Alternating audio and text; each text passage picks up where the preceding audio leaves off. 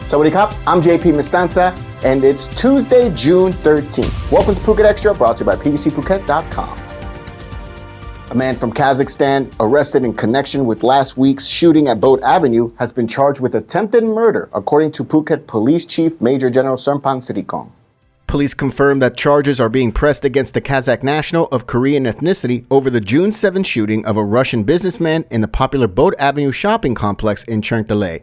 The Russian businessman in question, who was the target of the attack and was shot 4 times, he's still recovering from gunshot wounds, though his condition is not life-threatening according to police. The suspect was apprehended a day after the shooting while trying to flee the country through the Phuket International Airport, detained for visa overstay, and was taken in for questioning.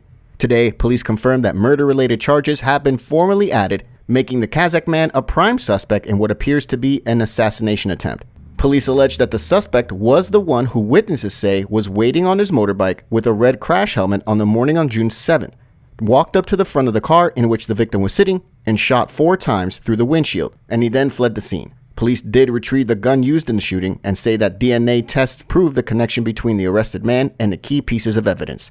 Investigators believe that the most probable motive behind the murder attempt could be his business in Phuket rather than a personal conflict with the shooter or someone else. The investigation is ongoing. For more, visit thephuket.news.com. Move Forward Party leader Pita Limjan-Ronrat's bid to become Prime Minister moved a step closer to reality this week after the chairman of a recent meeting of ITV shareholders said the media company is currently not operating, pending a legal case.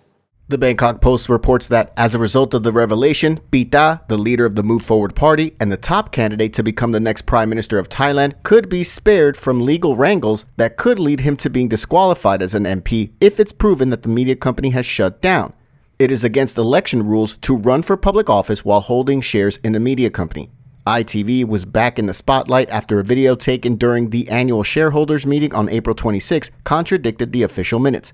In the clip, a shareholder asks, "Does ITV still operate media businesses?" To which the executive director, Kim Siritawichai, who chaired the meeting, replied, "As of now, the firm does not do anything. It has to wait for a legal case to end."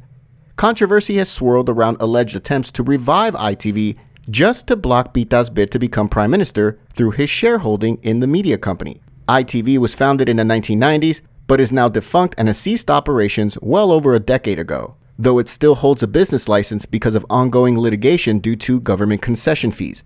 On Friday, the Election Commission threw out all complaints related to media share ownership against the Move Forward Party leader, but will instead investigate whether Pita applied to be a list MP candidate knowing he might not have been eligible, which would be a violation of organic law on the election of MPs.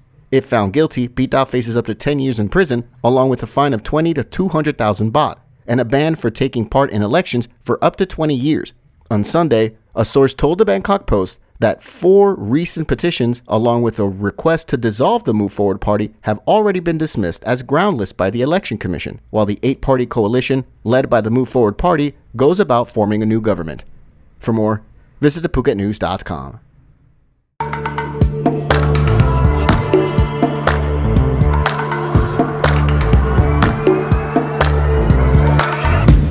Sure that it'll be easier to clear you from my mind. I wish you fall out from the window, take a bad trip to the ground. Ooh.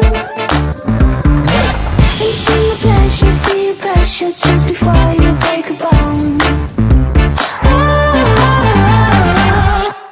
The commissioned officer application process is now in the process of being amended after reports on the rise of a young female police officer from a lance corporal to a captain in less than 2 years came to light. The national police chief, according to the Bangkok Post, had acknowledged the issue, which more broadly involves concerns over high-profile individuals and celebrities becoming commissioned officers in the Royal Thai Police after enrolling in a 17-week training course. The 17-week training course was originally offered to the children of deceased commissioned officers who would like to be eligible to be commissioned officers. The course is also offered to people from various fields whose skills are in demand by the police force. Last week, it came to light that one woman, a former beauty pageant queen who did the course, started as a police lance corporal in late 2021, only to be promoted to sub-lieutenant 2 months later. She became a lieutenant in June of last year and then captain earlier this month. Since then, other officers who did the course and made a similar quick rise amongst the ranks came to light.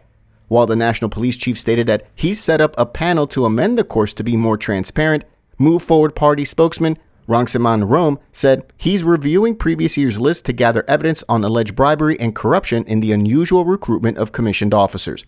For more, visit the link in the description. British national James Lee Valentine, known as the Wild Wolf, has successfully completed a 1,050-kilometer walk from Pattaya to Phuket, all to raise money for a children's charity. The 59-year-old began his long 48-day trek from Thailand's eastern seaboard back on April 20th. The man, known as the Wild Wolf, completed the walk after having covered just over 1,000 kilometers on June 6 when he finally reached Phuket. The British expat did it all to raise money for Take Care Kids, a children's foundation based in Pattaya, with the goal of raising 1 million baht. The foundation is said to use the money to build a foster home and provide housing for up to 50 people, mostly orphans. Valentine was first introduced to Take Care Kids in early January during one of the foundation's fundraising activities in Pattaya and became interested in contributing to them. He completed a walk from Pattaya to Jomtien, a charity walk of a distance of 33 kilometers, earlier this year and raised about 71,000 baht for Take Care Kids at that time. This 1,000-kilometer journey was not without hardships, as he was diagnosed with sciatica while in Prachuap Khiri Khan province, which did hold him up for about 2 days before he was able to finish the trek. The longest distance he covered in a single day was 43.2 kilometers. As he neared the destination of Phuket, James was joined by several other members of the local Hash House Harriers who met up with him at the Erawan Hotel 9 kilometers into Phang province before finally making it to the Satterson Bridge. There was a party to celebrate his and the team's achievement on Friday back in Pattaya, where a series of fundraising initiatives strive to help him edge ever closer to his overall target of 1 million baht. For more, visit thephuket.news.com.